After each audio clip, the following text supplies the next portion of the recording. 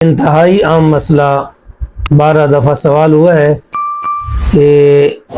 یوم العرفہ کا روزہ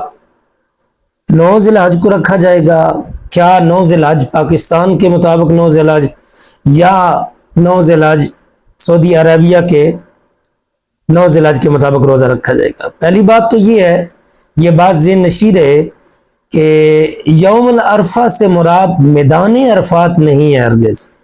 سے مراد پہچان کا دن ہے۔ جناب ابراہیم علیہ السلام نے اللہ کی معرفت حاصل کی اور اس خواب کو پہچانا، پھر اس خواب کے مطابق عمل کیا، تو اسی وجہ سے اس دن کو عرفہ کہا جاتا ہے، یوم العرفہ۔ تو اب ناظرین، ایک حدیث پاک میں یہ روایت ملتی ہے جس میں 9 ذی الحجہ کا ذکر کیا گیا ہے، حدیث پاک میں آیا ہے 9 ذی الحج کا، لیکن ناظرین یہ بات ذہن نشین رکھیں کہ اپنے اپنے علاقے، اپنے اپنے ملک کے مطابق چاند کی کیفیت کے اعتبار سے جس ملک میں جب بھی 9 ذی الحج آئے گی تو اس 9 ذی الحج کو بھلے عرب ممالک کے اندر وہاں 10 ذی الحج ہو، یہاں اپنے ملک کے اندر 9 ذی الحج ہو، تو 9 ذی الحج کو یوم العرفہ ہے۔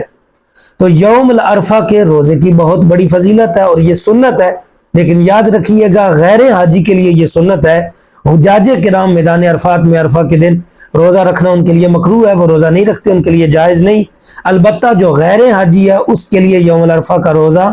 سنت ہے، اور حدیث پاک میں آیا ہے کہ ایک دن بعد کے اور ایک دن پچھلے سال کے گناہوں کا کفارہ ہے۔ واللہ اعلم بالصواب۔